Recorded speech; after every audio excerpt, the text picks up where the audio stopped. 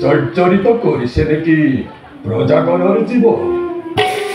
জনাওক সকলোটি মোক নকৰি বল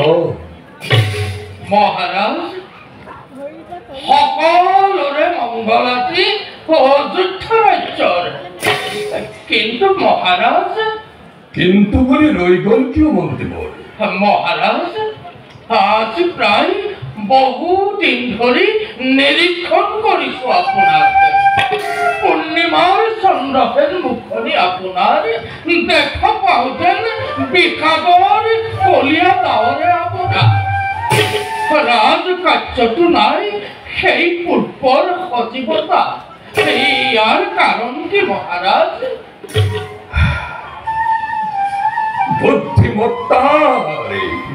বুদ্ধিমত্তাৰ সাক্ষাতে প্ৰতিমূৰ্তি আপুনি বোধগম্য আমাৰ এই উদাসীনতাৰ কাৰণ মহাৰাজ মন্ত্ৰীবৰ মহাৰাজ মহান ইক্ষাকুকুলৰ ৰজা আমি সূৰ্যবংশী ইক্ষাকুকুলৰ ৰজা মহাৰজাসকলে অসীম পৰাক্ৰমেৰে শাসন কৰি অযোধ্যা ৰাজ্য ৰাখিছিল সুখ্যাতি ধৰাৰ বক্ষ কিন্তু ত্ৰিজগত বন্দিত ইক্ষাকুকুলৰ সুনিতৰ ধাৰা স্তব্ধ হ'ব যেন এই দশৰথৰ নামত আপুনিতো জানেই মন্ত্ৰীবৰে সত্য পৰিমিত সপুত্ৰক মই লাহে লাহে যৌৱনে মেলনি মাগিছে বাৰ্ধক্যই দিবহি দেখা সন্তান নহ'লে এই মহান বংশ ৰক্ষা হ'ব কেনেকৈ কোনে দিব জন পিণ্ডদান কোনে পাৰু ৰাজ্য কৰিব শাসন সেই কথা আমাৰ অগোচৰ নহয় মহাৰাজ ভাগ্যৰ লিখনিটো অখণ্ডনীয় তথাপিতো মহাৰাজ অন্তৰাত্মাই কয় আমাক নিশ্চয় পুত্ৰমুখ আপুনি দেখিব এদিন কিন্তু সেই দিনটো কেতিয়া আহিব মন্ত্ৰীবৰী সেই দিনটো কেতিয়া আহিব এইবোৰ ভাবি ভাবি মই কেতিয়াবা বৰ অস্থিৰ হৈ পৰোঁ কিমান যে নিদ্ৰাবিহীন ৰজনী মই কৰিছোঁ যাপন এই কথা মই আপোনাক কেনেদৰে বুজাম মন্ত্ৰীবৰী কেনেদৰে বুজাম বুজো মহাৰাজ বুজো আপোনাৰ অন্তৰৰ মৰ্মব্যথা বুজি পাওঁ উদ্বেগৰ কাৰণ কিন্তু সদ্যহতে আপুনি সন্তানৰ চিন্তা কৰি পৰিহাৰ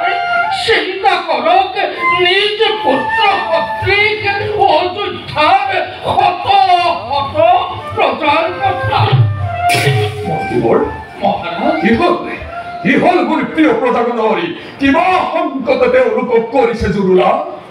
হয় মহাৰাজ সুজলা সুফলা শস্য শ্যামলা অযোধ্যা আদি মৰুভূমিলৈ পৰিণত হ'বলৈ আৰু বেছি দিন নাই পঞ্চবৰ্ষে অনাবৃষ্টিৰ ফলত অযোধ্যাৰ বিশেষকৈ দক্ষিণ প্ৰান্তৰ প্ৰজাজনে অন্নৰ অভাৱত পৰি এই ৰাজ্য ত্যাগ কৰিবলৈ কৰিছে আৰম্ভ ইয়াৰ কিবা এটা ব্যৱস্থা কৰক মহাৰাজ ইয়াৰ কিবা এটা ব্যৱস্থা কৰক মন্ত্ৰীবৰী দক্ষিণ অযোধ্যাৰ আজি এনেকুৱা অৱস্থা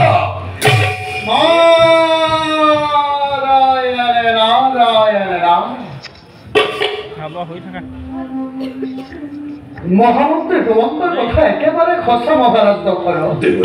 প্ৰজাজনৰ নতুন কথা আজি দক্ষিণ অযোধ্যাত শুনিবলৈ নোপোৱা পশু পক্ষীৰ মাত সকলোৱে তোমাকে ধিক্কাৰ দি অযোধ্যা ত্যাগ কৰিছে চিৰদিনলৈ ব্যৱস্থা কৰা সূৰ্যমুখী ৰাজা দখৰ অন্যথা কিন্তু অযোধ্যা নামত শ্মশানৰ ৰক্ষা হ'ব তুমি দেৱৰী জন্মভূমি ত্যাগ কৰি অযোধ্যাবাসীয়ে ত্যাগ কৰি পশু পক্ষীগণে ধিক্কাৰ দিছে ৰজা দশৰথক এই মই কি কাৰ্য কৰিছোঁ মাত্ৰ হৈ বিষয়ৰ ভোগতি উদ্বিগ্ন হৈ সন্তানৰ চিন্তা নিজ সন্তান সদৃশ প্ৰজাগণৰ প্ৰতি কৰিছোঁ অৱহেলা নাই নিশ্চয় ইয়াৰ মই কৰিম প্ৰতিকাৰ হে দেৱৰ্ষি ঠিকানাটো আপুনি মাত্ৰ কৃপা কৰি ব্যক্ত কৰক মোক কিবাহেতু অনাবৃষ্টি অযোধ্যা ৰাজ্যত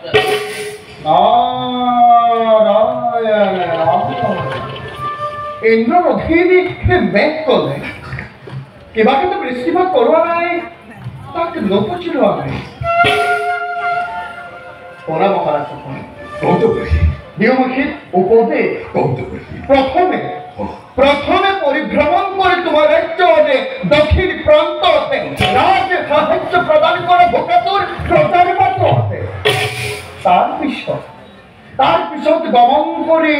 অমৰাৱতীপুৰে সোধাগৈ দেৱেন্দ্ৰক ইয়াৰ কাৰণে আছে তোমাৰ শক্তি শৰীৰতে পৰাজিত কৰি দেৱেন্দ্ৰক সন্মুখীন ৰণতে বৃষ্টিপাত কৰা তুমি অযোধ্যা ৰাজ্যতে উত্তম দেৱৰী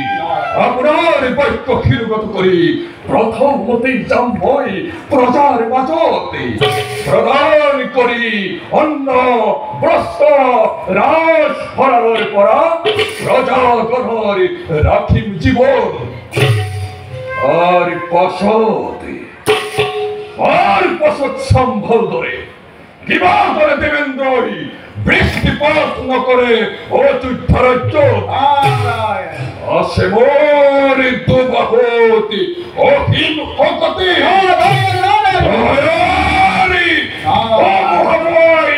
অমরাবতীপুরে বাধ্য করিম দেবতাকে বৃষ্টিপাতের হেতু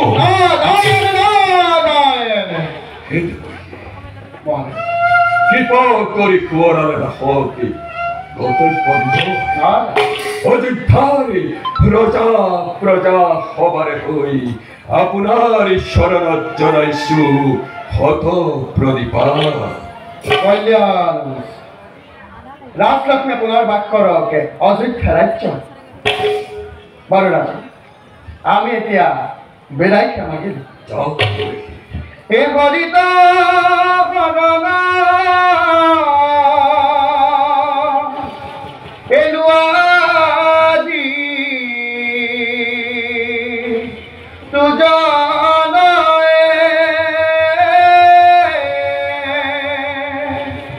হে হৰিণ চৰিত্ৰ সবাৰ কীৰ্তন কৰে হে দুগুণায় পাৰ অঘৰ সাগৰে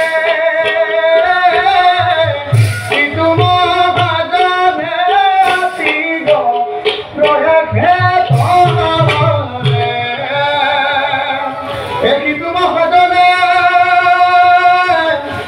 আতিগ প্ৰয়াসে ধনৰে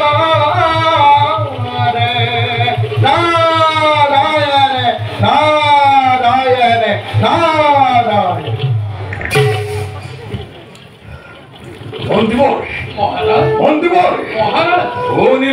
দেবৰে খিৰি বসন ওদিকে বলো যাত্ৰা কৰো আমি অযোধ্যাৰ দক্ষিণ দিক হবে বলো মহাৰাজ